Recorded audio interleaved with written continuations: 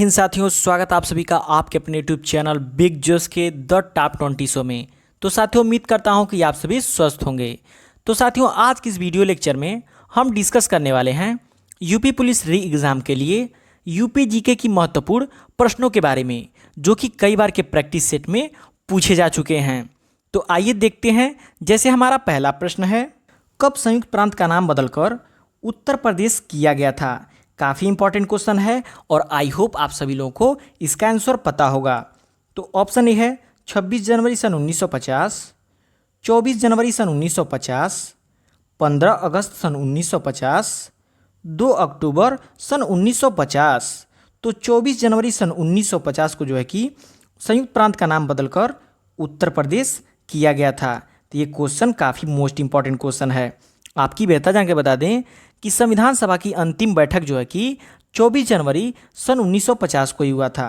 कब हुआ था? 24 जनवरी सन 1950 को। तो ये भी याद रखिएगा, आपसे एग्जाम में क्वेश्चन पूछ देता है कि संविधान सभा की अंतिम बैठक कब हुई थी। तो संविधान सभा की अंतिम बैठक 24 जनवरी सन 1950 को ही हुआ था और संयुक्त प्रांत का नाम बदलकर 24 जनवरी सन 1950 को ही उत्तर प्रदेश किया गया था।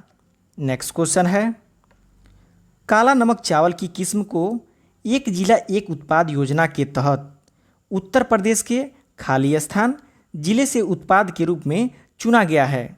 मतलब कि किस जिले से, इन चारों में से उत्तर प्रदेश के किस जिले से उत्पाद के रूप में चुना गया है?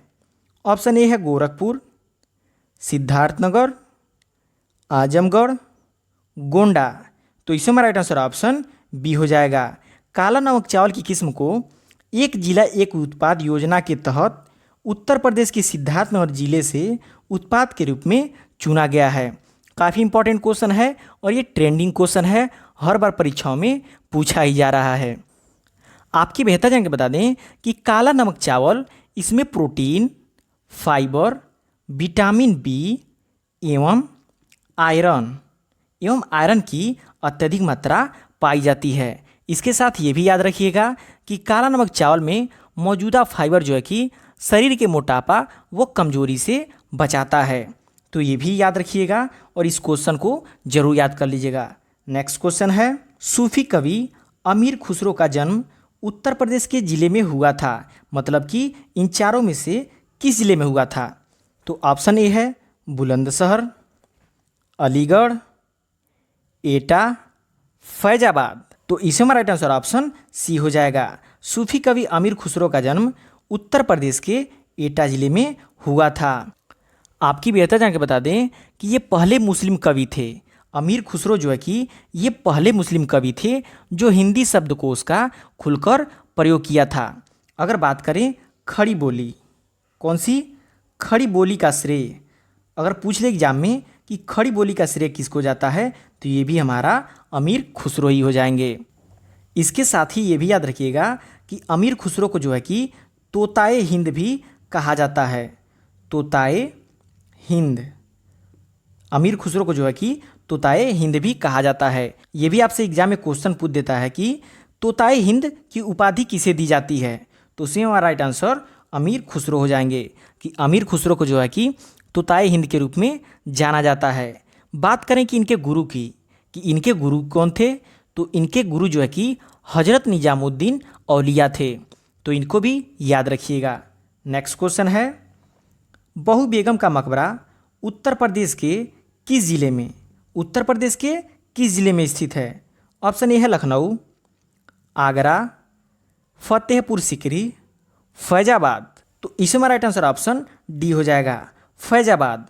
बहू बेगम का मकबरा जो है कि उत्तर प्रदेश के फैजाबाद जिले में स्थित है। अगर अयोध्या दे, यदि ऑप्शन में अयोध्या दे तो कंफ्यूज नहीं होना है, वहाँ पे हमारा आंसर अयोध्या हो जाएगा। अगर फैजाबाद दिया है तो हमारा राइट आंसर फैजाबाद ही हो जाएगा।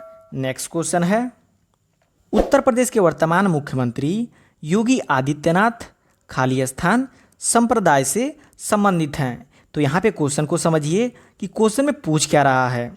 उत्तर प्रदेश के वर्तमान मुख्यमंत्री योगी आदित्यनाथ किस संप्रदाय से संबंधित हैं? ऑप्शन ए है नागा, नाथ, कालमुख, माधव।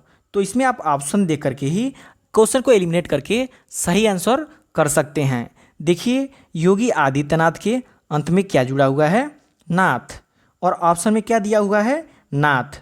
तो इसमें राइट आंसर ऑप्शन बी हो जाएगा। यहाँ से आप इसको एलिमिनेट कर सकते हैं। आपकी बेहतर जानकारी बता दें कि इनका मूल नाम, योगी आदित्यनाथ जी का मूल नाम जो है कि अजय सिंह बिष्ट है। क्या?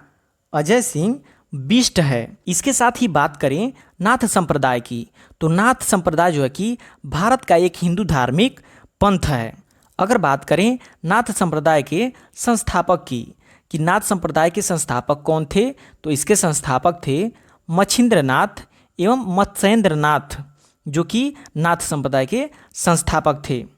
आपकी बेहतर जानकारी बता दें कि नाथ संप्रदाय में जो है कि सात्विक भाव से भगवान शिव की पूजा की जाती है। किसकी? भगवान शिव की पूजा की जाती है।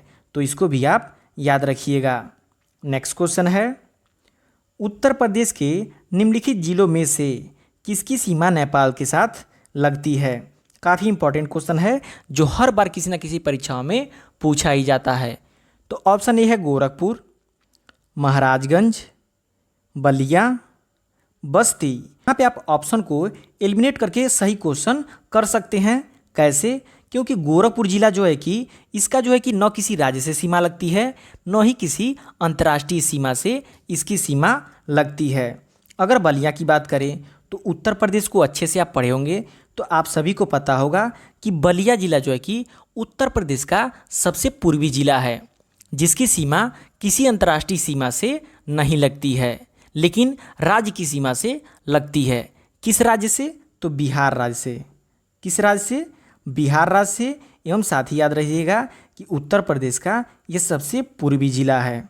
अगर बात करें बस्ती की, तो बस्ती भी एक ऐसा जिला है जिसकी सीमा न किसी राज्य से न ही किसी अंतर्राष्ट्रीय राज्य से लगती है। तो हमारा ऑप्शन बच जाता है बी, महाराजगंज।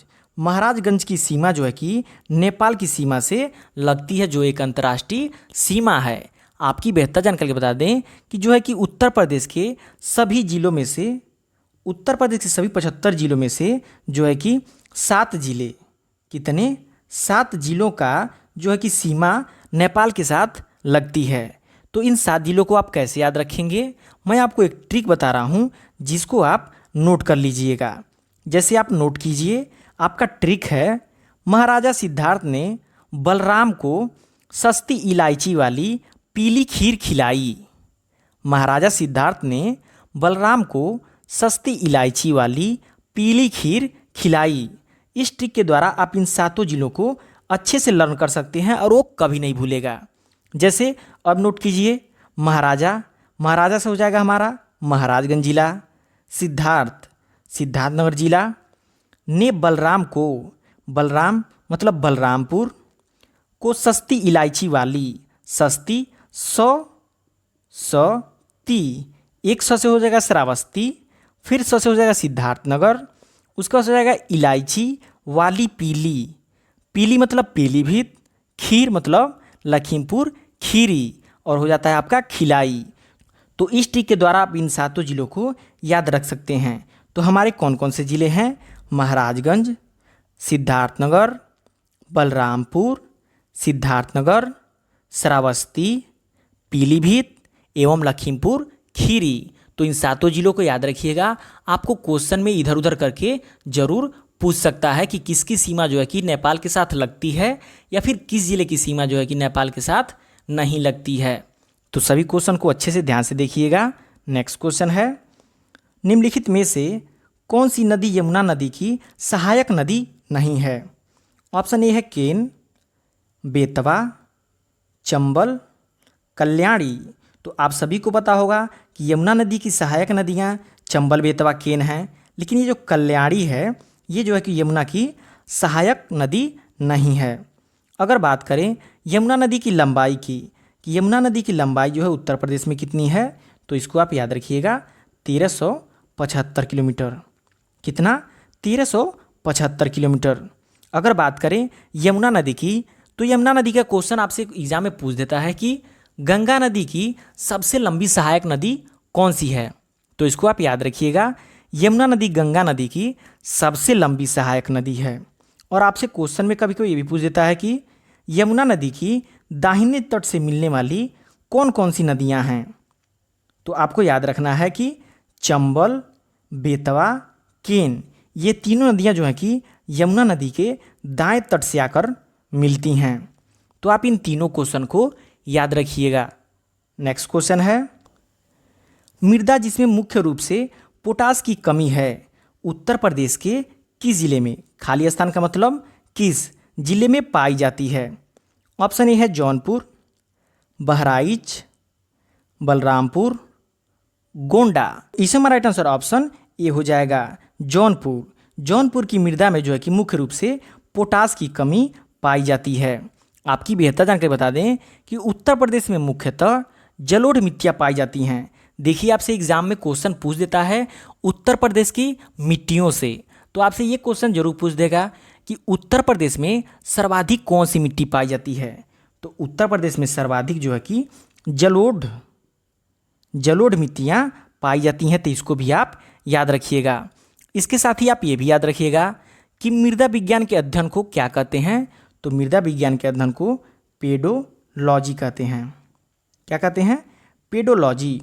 और वहीं आपसे अगर क्वेश्चन पूछ दे कि मृदा के साथ साथ पौधों की वृद्धि के अध्ययन को क्या कहते हैं, तो जब पौधों की वृद्धि के अध्ययन की बात आ जाएगी तो उसे इडेफोलॉजी कहते हैं। जब मृदा के अध्ययन की बात करें तो पेडोलॉजी, और मृदा के साथ साथ पौधों के अध्ययन की बात करें तो इडेफोलॉजी हो जाएगा। तो इन सभी क्वेश्चन को याद रखिएगा। नेक्स्ट क्वेश्चन है, उत्तर प्रदेश का निम्नलिखित में से कौन सा जिला बुंदेलखंड क्षेत्र का हिस्सा है। इन चारों में से कौन सा एक ऐसा जिला है जो कि बुंदेलखंड क्षेत्र का हिस्सा है। आइए देखते हैं। जैसे ऑप्शन ए है चंदौली, औरैया, महोबा, एटा। तो इसमें राइट आंसर ऑप्शन सी हो जाएगा महोबा।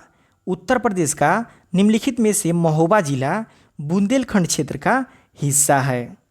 नेक्स्ट क्वेश्चन है, अशोक स्तंभ में उत्कीर्ण किए हुए शेर का मुख जिसे भारत सरकार द्वारा, यहाँ पे सरकार होगा, भारत सरकार द्वारा राष्ट्रीय प्रतीक के रूप में अपनाया गया है, संग्रहालय में संरक्षित है। मतलब कि किस संग्रहालय में संरक्षित है। ऑप्शन ए है कुशीनगर, सारनाथ, कन्नौज, लुम्बिनी। तो इसमें राइट आंसर ऑप्शन बी हो जाएगा सारनाथ। अशोक स्तंभ में उत्कीर्ण किए हुए शेर का मुख जिसे भारत सरकार द्वारा राष्ट्रीय प्रतीक के रूप में अपनाया गया है, सारनाथ संग्रहालय में संरक्षित है। तो इसको आप याद रखिएगा। आपकी बेहतर जानकारी बता दें कि भारत की राजकीय चिन्ह की बात करें तो भारत का राजकीय चिन्ह हमारा हो जाएगा अशोक चक्र। क्या? अशोक चक्र, जो है कि भारत का राष्ट्रीय चिन्ह हो जाएगा। अगर वहीं उत्तर प्रदेश का बात करें, उत्तर प्रदेश का राजकीय चिन्ह क्या है? तो एक वृत्त में एक तीर धनुष और 2 मछलियाँ। तो इसको आप याद रखिएगा। अगर भारत की पूछे तो भारत का राजकीय चिन्ह जो है कि अशोक चक्र हो जाएगा। उत्तर प्रदेश की बात करें तो एक वृत्त में एक तीर धनुष और 2 मछलियाँ हो जाएंगी। और वहीं इसको भी याद रखिएगा कि महात्मा बुद्ध ने अपना प्रथम उपदेश सारनाथ में ही दिया था। आपसे एग्जाम में क्वेश्चन पूछता है कि महात्मा बुद्ध ने अपना प्रथम उपदेश कहाँ दिया था, तो आपको याद रखना है कि महात्मा बुद्ध ने अपना प्रथम उपदेश सारनाथ में ही दिया था।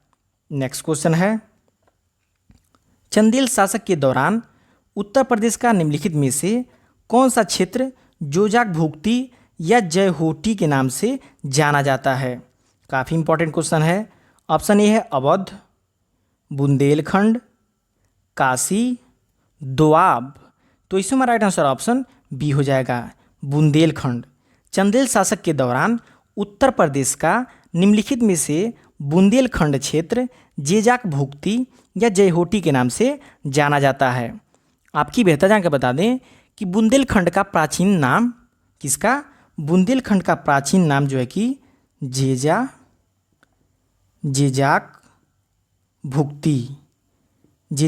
भुक्ती था। तो ये भी आप याद रखिएगा क्योंकि आपसे क्वेश्चन में पूछ सकता है कि बुंदेलखंड का पुराना नाम क्या था। तो बुंदेलखंड का प्राचीन नाम जो है कि झिझाक भुगती था। तो इसको भी आप याद रखिएगा।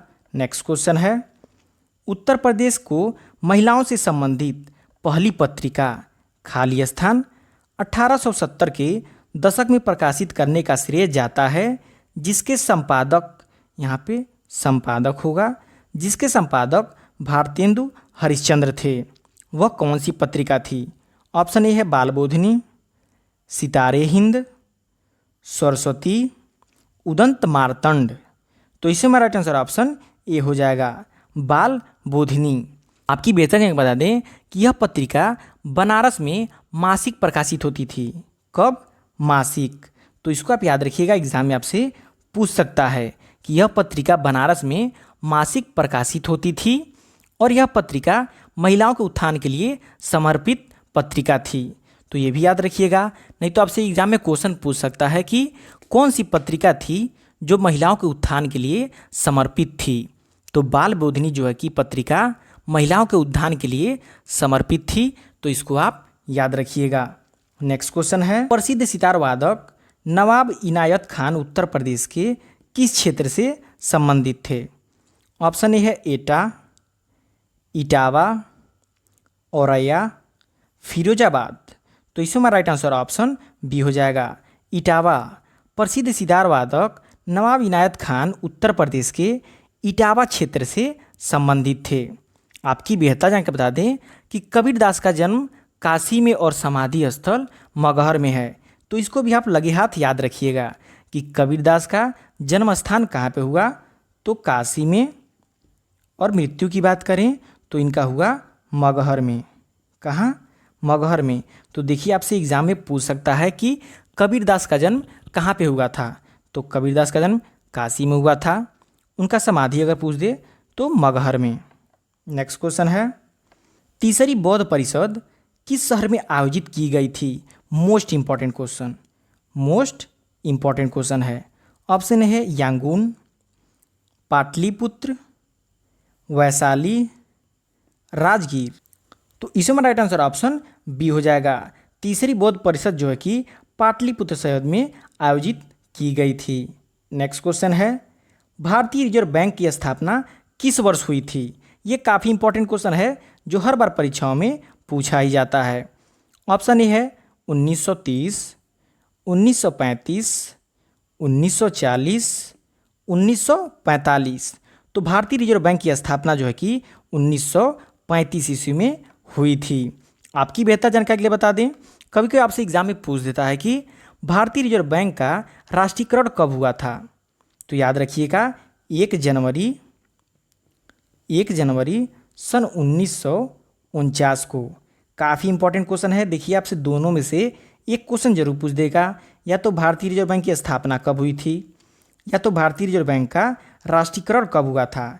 तो 1 जनवरी सन 1949 को जो है कि भारतीय रिजर्व बैंक का राष्ट्रीयकरण हुआ था। नेक्स्ट क्वेश्चन है, उत्तर प्रदेश का क्षेत्रफल देश के कुल क्षेत्रफल का लगभग है, कितना प्रतिशत है? ऑप्शन ए है 13.5%, 9.4%, 8.4%, 7.3%। तो इसमें हमारा राइट आंसर ऑप्शन डी हो जाएगा, 7.3%। उत्तर प्रदेश का क्षेत्रफल संपूर्ण देश के क्षेत्रफल का जो है कि लगभग 7.3% है। याद रखिएगा। वहीं आप ये भी याद रखिएगा कि 2011 की जनगणना के अनुसार उत्तर प्रदेश की कुल जनसंख्या, देखिए आपसे जनगणना से भी क्वेश्चन पूछ सकता है। तो 2011 की जनगणना से अनुसार उत्तर प्रदेश की कुल जनसंख्या जो है कि 19,98,12,341 है। कितना? 19,98,12,341 जनसंख्या है। अगर आबादी की बात करें तो उत्तर प्रदेश की आबादी भारत की कुल आबादी का 16.5% है। ये भी एग्जाम में आपसे पूछ देता है कि संपूर्ण आबादी का उत्तर प्रदेश का कितना प्रतिशत है? तो 16.5% है। साथ में ये भी याद रखिएगा कि उत्तर प्रदेश की सीमा 8 राज्यों और 1 केंद्र शासित प्रदेश, कितने? 8 राज्य प्लस 1 केंद्र शासित प्रदेश से लगती है। वो कौन कौन से राज्य हैं? 8 राज्य हैं, उत्तराखंड, हिमाचल प्रदेश, हरियाणा, राजस्थान, मध्य प्रदेश, छत्तीसगढ़, झारखंड, बिहार एवं केंद्र शासित प्रदेश दिल्ली की सीमा यूपी से लगती है। तो इसको भी याद रखिएगा। देखिए यूपी लेखपाल में एक क्वेश्चन ऐसे पूछ दिया था कि उत्तर प्रदेश की सीमा कितने राज्यों से लगती है, तो वहाँ पे ऑप्शन 8 सही हुआ था और एक केंद्र शासित प्रदेश हो जाता है।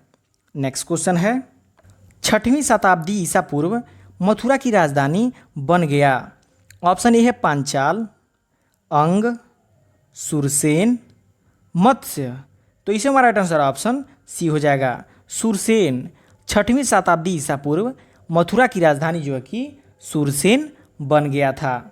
नेक्स्ट क्वेश्चन है, उत्तर प्रदेश में पहली बार 1887 में प्रकाशित होने वाली दैनिक समाचार हिंदुस्तान के संपादक कौन थे? ऑप्शन ए है महावीर प्रसाद द्विवेदी, पन्नालाल मुंशीलाल बख्शी, मदन मोहन मालवीय, भारतेंदु हरिश्चंद्र। तो इसमें हमारा राइट आंसर ऑप्शन सी हो जाएगा, मदन मोहन मालवीय। उत्तर प्रदेश में पहली बार 1887 में प्रकाशित होने वाले दैनिक समाचार जिसका नाम था हिंदुस्तान, इसके संपादक जो है कि मदन मोहन मालवीय थे, जिन्हें शॉर्ट में ट्रिपल लिखा जाता है।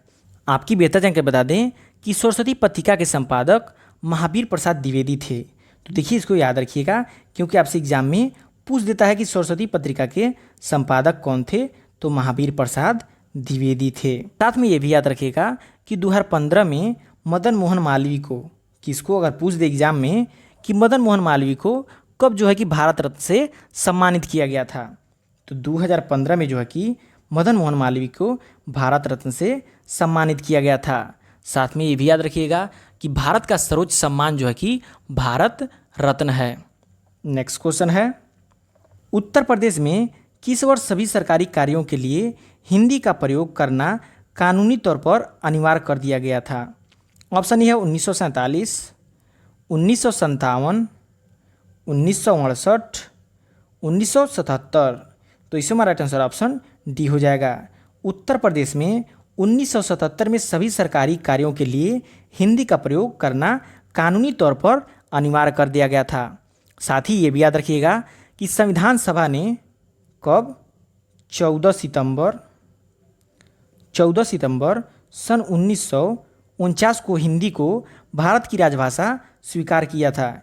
ये भी याद रखिएगा कि हिंदी को कब जो है कि भारतीय संविधान द्वारा भारत का राजभाषा स्वीकार किया गया था, तो 14 सितंबर सन 1949 को।